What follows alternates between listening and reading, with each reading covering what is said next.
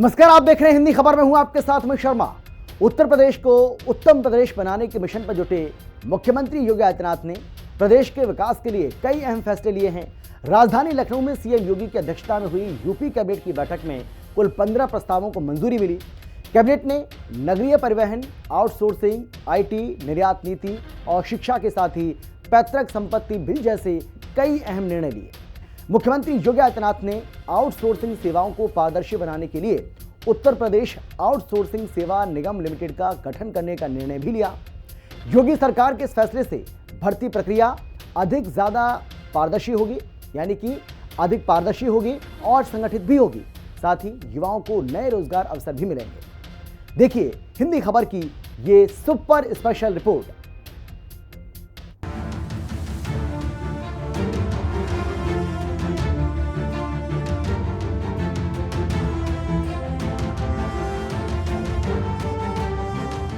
बाबा का 1 trillion mission, UP में sir पर दौड़ रहा विकास रथ। 16 के लगभग प्रस्ताव थे और सभी प्रस्तावों पर सरकार ने विचार करके उनको पास किया है और चतुर्मुखी विकास हमारी प्रतिबद्धता है, इसको हम लेकर आगे बढ़ रहे हैं। 15 प्रस्तावों पर लगी मुहर, 4 लाख आउटसोर्स कर्मचारियों को राहत।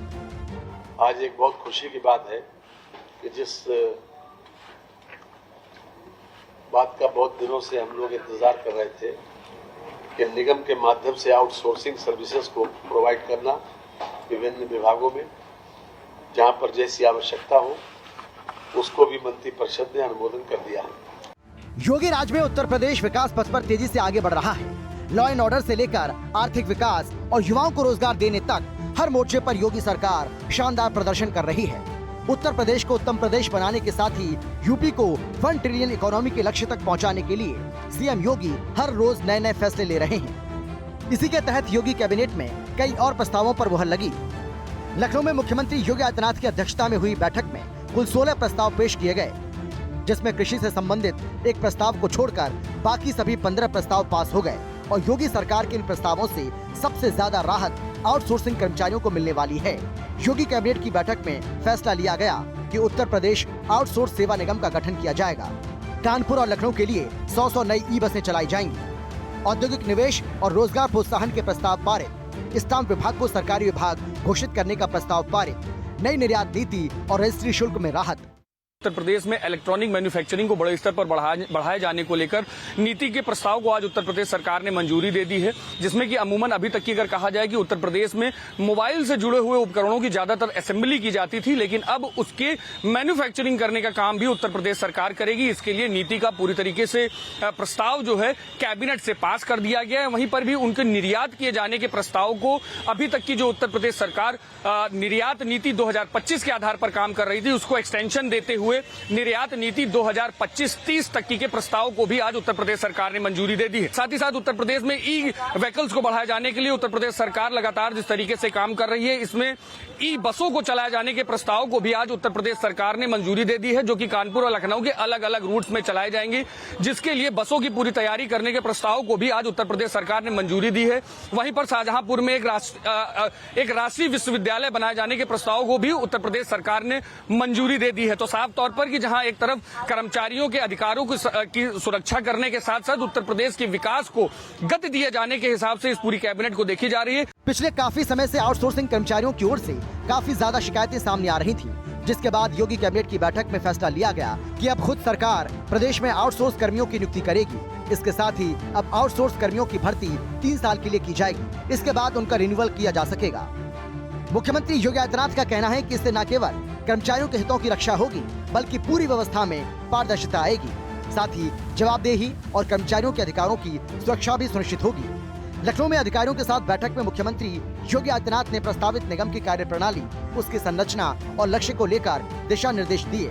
सीएम योगी ने कहा कि अब तक एजेंसियों के माध्यम से हो रही नियुक्तियों के वेतन में कटौती और श्रम अधिकारों की अनदेखी जैसी शिकायतें मिल रही थी, जिसे दूर करने के लिए उत्तर प्रदेश आउटसोर्स सेवा निगम यानी कि यूपीसीओएस का गठन किया जाएगा। उत्तर प्रदेश आउटसोर्स सेवा निगम कंपनी एक्ट के तहत गठित होगा। इसके लिए मुख्य सचिव की अध्यक्षता में बोर्ड ऑफ डायरेक्टर्स और एक महानिदेशक की नियुक्ति भी होगी। इसके लिए मंडल व जिला स्तर पर निगरानी समितियां बनाई जाएंगी। एजेंसियों का चयन जेम पोर्टल के माध्यम से न्यूनतम 3 वर्षों के लिए होगा।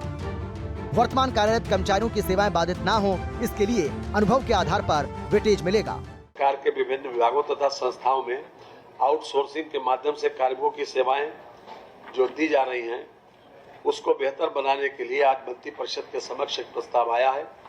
इसमें विशेष बात यह है कि नियमित पदों के अगेंस्ट इसमें आउटसोर्स या संविदा पर नहीं दिए जाएंगे। साथ ही साथ जो निगम है वो जेम पोर्टल के माध्यम से सर्विस प्रोवाइडर तय करेंगे, एजेंसीज तय करेंगे और इन लोगों का जो मानदेय है वो 16,000 से 20,000 रुपए तक होगा।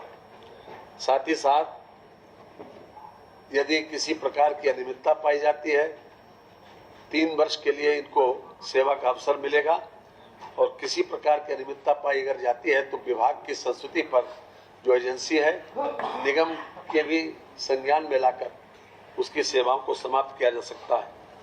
नियुक्ति की अवधि 3 वर्ष होगी और मैं समझता हूं कि अभी तक की जो आउटसोर्सिंग के लोग जो तरह तरह की बातें चल रही थी और काफी दिनों से इस बात की प्रतीक्षा थी, उसमें उन लोगों को विशेष रूप से सुविधा मिलेगी। मुख्यमंत्री ने कहा कि कर्मचारियों को सभी अनुमन्य बैंकिंग और सामाजिक सुरक्षा लाभ सुनिश्चित करना होगा। निगम एजेंसियों की कार्यप्रणाली की निगरानी करेगा और उल्लंघन पर सख्त कार्रवाई होगी। मुख्यमंत्री योगी आदित्यनाथ ने कहा कि हर महीने की 5 तारीख तक वेतन सीधे बैंक खाते में जाना चाहिए। इसके अलावा आउटसोर्स कर्मियों को पीएफ और ईएसआई की सुविधा मिलेगी।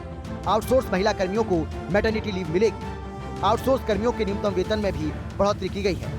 अब प्रदेश के आउटसोर्स कर्मियों को न्यूनतम 16,000 रुपए का वेतन मिलेगा। ईपीएफ और ईएसआई भी समय से जमा होने की व्यवस्था होनी चाहिए।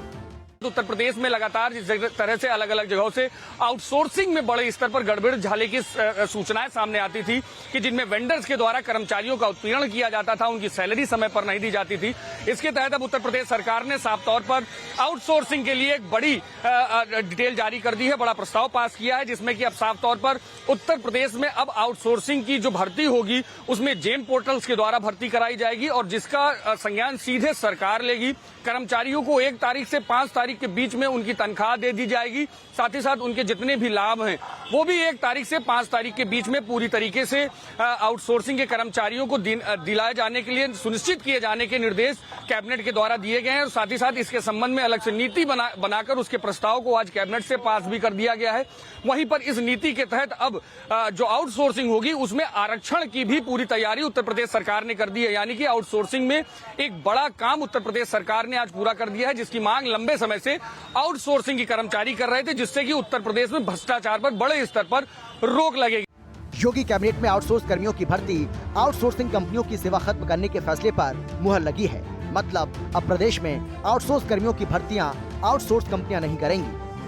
अब खुद प्रदेश सरकार आउटसोर्स कर्मियों की भर्ती करेगी और इसका सीधा फायदा कर्मियों को होगा।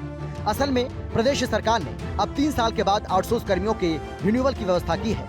ऐसे में प्रदेश सरकार के पास कर्मियों के पास डेटा रहेगा और वो आसानी से कर्मियों का रिन्यूअल कर सकेंगे। अभी तक आउटसोर्स कर्मियों की भर्ती के लिए संबंधित विभाग को जेम पोर्टल पर टेंडर निकालना होता था। उसके आधार पर आउटसोर्स कंपनियों को ठेका मिलता था। इसी पोर्टल पर बेरोजगार युवाओं को आवेदन करना होता था। प्राप्त आवेदन के आधार पर 3 बेरोजगारों को बुलाया जाता था, जिनका इंटरव्यू सरकारी अधिकारी और आउटसोर्स कंपनी के कर्मी लेते थे। इसके बाद आउटसोर्स कंपनी ही कर्मियों को वेतन देती थी। हालांकि सरकार इसका भुगतान करती थी, लेकिन अब ऐसा नहीं होगा।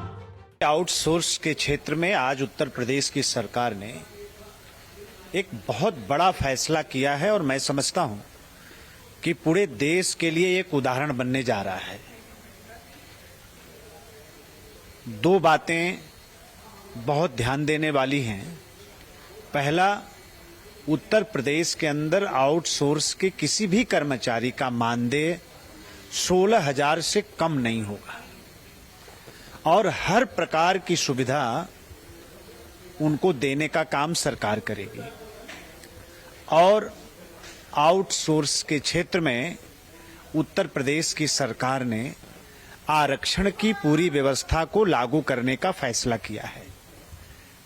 मैं समझता हूं कि पूरे देश के लिए ये एक बहुत बड़ा फैसला है और पूरे देश में इस व्यवस्था को लागू करने की आवश्यकता है। सीएम योगी ने आउटसोर्सिंग कर्मचारियों के प्रस्तावित निगम में होने वाली सभी नियुक्तियों SC, ST, OBC, EWS, महिला दिव्यांग और पूर्व सैनिकों के लिए आरक्षण का पालन करने के भी आदेश दिए हैं। निराश्रित, तलाकशुदा और परित्यक्ता महिलाओं को भी प्राथमिकता दी जाएगी। वहीं नियमित पदों पर आउटसोर्स नियुक्तियों पर रोक लगाने को कहा है। मुख्यमंत्री योगी आदित्यनाथ ने इस निर्णय को सामाजिक न्याय, श्रम गरिमा और प्रशासनिक पारदर्शिता की दिशा में एक बड़ी पहल बताया। उन्होंने बताया कि ये कदम न केवल कर्मचारियों के जीवन में स्थायित्व और विश्वास लाएगा, बल्कि प्रशासनिक दक्षता को भी नए आयाम देगा। उत्तर प्रदेश में आउटसोर्स कर्मियों की संख्या की बात करें तो इस समय 4.25 लाख से अधिक आउटसोर्स कर्मी प्रदेश में कार्यरत हैं। इसमें 2,75,000 से ज्यादा आउटसोर्स कर्मी प्रदेश के अलग अलग सरकारी विभागों में कार्यरत हैं, तो वहीं 1 लाख से ज्यादा आउटसोर्स कर्मचारी विभिन्न निकाय निगमों में काम कर रहे हैं। कर्मचारियों की तरफ से बहुत शिकायतें आती थी, उनका शोषण होता था। इन तमाम शिकायतों के आधार पर और तमाम जो बुद्धिजीवी वर्ग ने सुझाव दिए सरकार को, उसके आधार पर हमारी पॉलिसी आई है। सरकार ने निगम बनाने का काम किया है और आउटसोर्स के क्षेत्र में जितने भी काम होंगे प्रदेश के अंदर, वो सारे के सारे काम अब हमारे निगम के माध्यम से होंगे और इससे आउटसोर्स के कर्मचारियों का शोषण रुकेगा, उनको अच्छा मानदेय मिलेगा और सारी सुविधा। एक तारीख निर्धारित हो गई कि 1 तारीख से लेके 5 तारीख के बीच में उनको दी जाने वाली सारी सुविधा मानदेय सहित उनके खाते में जाना चाहिए। बीच में कोई व्यवस्था नहीं लागू होगी। जो भी परीक्षाएं होंगी, जो भी इंटरव्यू होगा, जो भी लिखित परीक्षा होगी, सब हमारे निगम के देख रेख में होगी। आउटसोर्स की कोई कंपनी अपने तरीके से, मनमाने तरीके से किसी का प्लेसमेंट नहीं कर पाएंगी। आरक्षण की क्या व्यवस्था है? अब जिस तरीके से पूरी व्यवस्था है, जैसे सरकारी नौकरी में व्यवस्था होती है, उसी तरीके से आउटसोर्स के कर्मचारियों को भी ये अवसर देने का काम सरकार कर रही है। उत्तर प्रदेश आउटसोर्स सेवा निगम की कंपनीज एक्ट 2013 के सेक्शन 8 के अंतर्गत एक public limited company non profitable का जो गठन किया गया है, उसी के तहत उत्तर प्रदेश सरकार के विभिन्न विभागों और संस्थाओं में आउटसोर्सिंग के माध्यम से कार्मिकों की सेवाएं दी जा रही हैं। उसको बेहतर बनाने के लिए मंत्री परिषद के समक्ष एक प्रस्ताव आया, जिसे मंजूर कर लिया गया। बताया गया कि कर्मियों को 1 तारीख से लेकर 5 तारीख तक इनका मानदेय मिल जाएगा और जितने भी प्रोविडेंट फंड का जो प्रोविजन है, ESI का है, वो सब कुछ इनके खाते में ही जाएगा। जो उस कार्मिक का होगा, अर्थात जो किसी न किसी रूप में सेवारत होगा, उसी के पास जाएगा। संभल को लेकर लगातार चर्चा चल रही थी कि आज कैबिनेट में चर्चा नहीं, वो विषय नहीं था। किन मुद्दों को लेकर मुख्य रूप से चर्चा हुई? बाकी विषय हैं, बहुत सारे विषयों पर चर्चा हो गई है और एक विषय का छोड़ के बाकी का पार्थिव हो गया है। तो उसमें एक कारपोरेशन बनाया गया है, जिसके माध्यम से 16,000 से 20,000 के बीच में सैलरी होगी, आरक्षण का परिपालन होगा और एक पारदर्शी व्यवस्था होगी। उनको बीमा, उनकी अन्य जो सुविधाएं, वो भी उसमें लाभान्वित होंगे। तो एक सुरक्षित भविष्य के साथ उन बच्चों को जोड़ने का काम होगा। बहुत धन्यवाद। ये थे जयवीर सिंह, जिनका साफ तौर पर कहना था कि आज जिस तरीके से चर्चा हो रही थी कि संभल की न्यायिक रिपोर्ट को लेकर चर्चा होगी, वो चर्चा नहीं हुई है, लेकिन बड़े स्तर पर उत्तर प्रदेश के विकास को लेकर कैबिनेट में बड़े स्तर पर प्रस्तावों को मंजूरी दी गई है। मुख्यमंत्री योगी आदित्यनाथ के नेतृत्व में प्रदेश सरकार राज्य के युवाओं को रोजगार उपलब्ध कराने की दिशा में लगातार ऐतिहासिक पहल कर रही है। श्रम एवं सेवा योजन विभाग की योजनाएं जिस दूरदर्शिता से रोजगार सृजन की बहुआयामी रणनीति अपनाई है, रोजगार को लेकर प्रदेश सरकार की नीति अब सिर्फ स्थानीय नौकरियों तक सीमित नहीं रही, बल्कि युवाओं को अंतर्राष्ट्रीय स्तर पर अवसर देने के उद्देश्य से उत्तर प्रदेश रोजगार मिशन की शुरुआत की है। मिशन के मुख्य उद्देश्यों में राष्ट्रीय और अंतर्राष्ट्रीय स्तर पर विभिन्न रोजगार के अवसरों को पता लगाना, स्किल गैप का अध्ययन कर उसको दूर कराना, रोजगार कार्यक्रम संचालित करना, कैरियर काउंसलिंग कराना और राज्य के रोजगार के इच्छुक अभ्यर्थियों एवं अल्प रोजगार युवाओं को पोस्ट प्लेसमेंट सपोर्ट प्रदान करना है। विदेश में नौकरी के लिए युवाओं को तैयार करने के उद्देश्य से युवाओं को प्रोफेशनल रूप से तैयार किया जा रहा है। साथ ही योगी राज में अब तक 8.5 लाख युवाओं को सरकारी नौकरी भी दी जा चुकी है। संख्या 8.5 लाख युवाओं को सरकारी नौकरी उपलब्ध करवाने वाला देश के अंदर सबसे बड़े राज्य के रूप में उत्तर प्रदेश की गिनती आती है। उत्तर प्रदेश में अपराध और अपराधियों के प्रति जीरो टॉलरेंस की नीति का परिणाम क्या था कि प्रदेश के अंदर निवेशकों ने इसको निवेश के एक बेहतरीन गंतव्य के रूप में, देश के इन्वेस्टमेंट के सबसे अच्छे डेस्टिनेशन के रूप में उत्तर प्रदेश को चयन किया नहीं, लेकिन इसके लिए हमें कार्य करना पड़ा। इसके लिए प्रदेश सरकार को अपनी नीतियों में परिवर्तन करना पड़ा।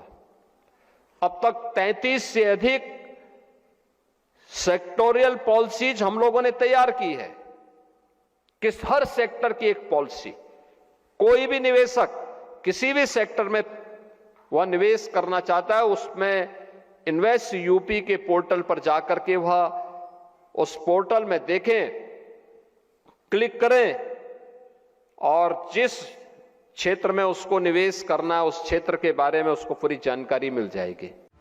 उत्तर प्रदेश में योगी आदित्यनाथ की अगुवाई वाली सरकार ने राजधानी लखनऊ और कानपुर के लिए भी बड़ा फैसला किया है। कैबिनेट की बैठक में दोनों जिलों के 10-10 रूट्स पर प्राइवेट ई बसें चलाने के प्रस्ताव को अनुमोदन मिल गया।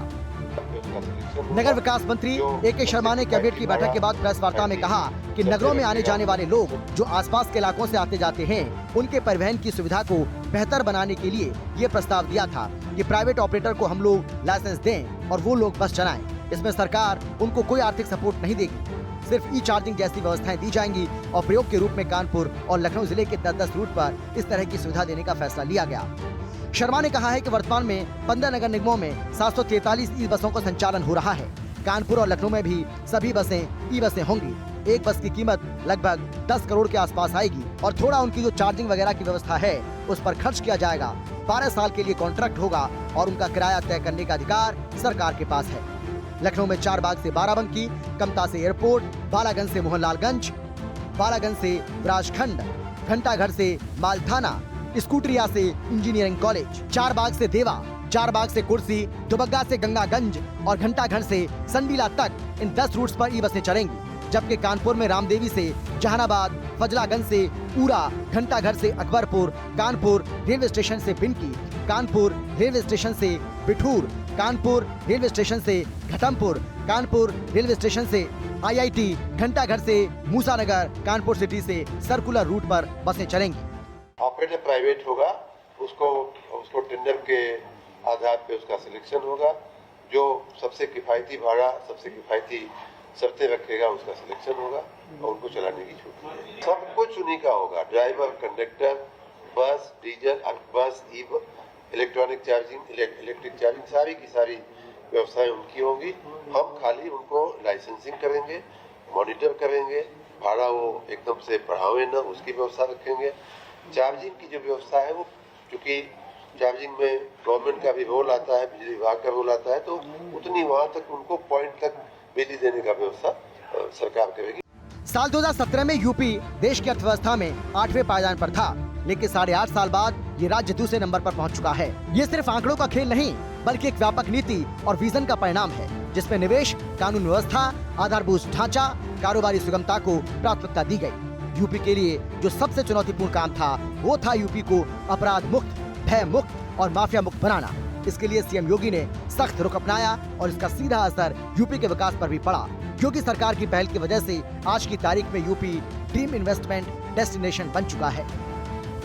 योगी कैबिनेट ने उत्तर प्रदेश निर्यात प्रोत्साहन नीति 2025-30 को भी मंजूरी दी, जो 2030 तक प्रभावी रहेगी। इसके लिए 882 करोड़ का अनुमानित व्यय तय किया गया है। ये नीति प्रदेश के निर्यात को बढ़ावा देने पर केंद्रित है। पूरे देश का जो इलेक्ट्रॉनिक उद्योग का विनिर्माण होता है, मैन्युफैक्चरिंग होती है, उनमें मोबाइल के हैंडसेट पूरे देश में जो प्रोडक्शन होते हैं वो आधे से ज्यादा लगभग हमारे नोएडा का जो रीजन है इलेक्ट्रॉनिक हब का, वहाँ होते हैं। कोई ऐसा ब्रांड नहीं है जो वहाँ पर निर्मित नहीं हो रहा है। आज की तारीख में सैमसंग सबसे बड़ा ब्रांड कहा जाता है, लेकिन उसके अलावा भी अगर आप इलेक्ट्रॉनिक उद्योग में देखेंगे जाके यूनिट्स, तो बहुत अच्छी तरक्की पिछले 8-10 वर्षों में विश्व स्तरीय फैसिलिटीज डेवलप हुई हैं। अभी कुछ दिनों पहले आप लोगों ने देखा होगा, आपकी खबर थी कि माननीय रक्षा मंत्री जी, माननीय मुख्यमंत्री जी एक यूनिट में नोएडा में गए हैं जहां ड्रोन बन रहा है, वो भी इलेक्ट्रॉनिक इक्विपमेंट होता है। इसके साथ ही शाहजहांपुर में मुमुक्ष आश्रम ट्रस्ट के तहत स्वामी शुकदेवानंद राजकीय विश्वविद्यालय की स्थापना को भी मंजूरी मिल गई है। साथ ही पैतृक संपत्ति के बंटवारे के लिए रजिस्ट्री शुल्क को 5,000 रुपए से सीमित करने का प्रस्ताव भी पास हुआ। इससे आम नागरिकों को रजिस्ट्री की प्रक्रिया में सुविधा मिलेगी। इसके अलावा वाराणसी के रामनगर में 3 एकड़ जमीन पर समेकित क्षेत्रीय केंद्र की स्थापना के लिए निःशुल्क भूमि का हस्तांतरण किया जाएगा। यूपी सरकार के सभी फैसलों से एक साथ कई समस्याओं का हल हो जाएगा और यूपी विकास पथ पर और तेजी से आगे बढ़ेगा। प्रदेश के अंदर आपने देखा होगा पिछले 10 वर्ष के अंदर 11 वर्ष के अंदर प्रधानमंत्री मोदी जी के नेतृत्व में देश के अंदर जो परिवर्तन आया है वो परिवर्तन बिना भेदभाव के शासन की योजना का लाभ प्रत्येक गांव को, प्रत्येक गरीब को, प्रत्येक नौजवान को बिना भेदभाव के उपलब्ध करवाने का कार्य हो रहा है। इन योजनाओं का परिणाम क्या है? योजनाओं का परिणाम है कि आज संतुष्टिकरण का लेवल बढ़ा है, संतुष्टिकरण का लेवल बढ़ा है और संतुष्टिकरण के लेवल बढ़ने से, सुरक्षा की व्यवस्था पुख्ता होने से, व्यापार बढ़ने से, विकास होने से विपक्ष बौखला गया है, विपक्ष बौखला गया है। उत्तर प्रदेश को उत्तम प्रदेश बनाने की दिशा में योगी सरकार लगातार काम कर रही है। सरकार इंफ्रास्ट्रक्चर और घरेलू उत्पादों को बढ़ावा देने के साथ ही रोजगार सृजन पर काम कर रही है और उत्तर प्रदेश देश दुनिया के पटल पर बदलती तस्वीर के साथ अपनी नई छाप छोड़ता जा रहा है। निवेश, उत्पादन, निर्यात में बढ़ोतरी और बेहतर होते कारोबारी माहौल अब यूपी की नई पहचान है और जिस तरह से सीएम योगी काम कर रहे हैं 2027 में उन्हें जीत की हैट्रिक लगाने से कोई नहीं रोक पाएगा। हिंदी खबर की स्पेशल रिपोर्ट। और फिलहाल इतना ही, एक छोटे से ब्रेक के बाद फौरन लौट रहे हैं। आप देखते रहिए हिंदी खबर, क्योंकि हिंदी खबर पर खबरों का सिलसिला लगातार जारी है। जल्द लौट रहे हैं।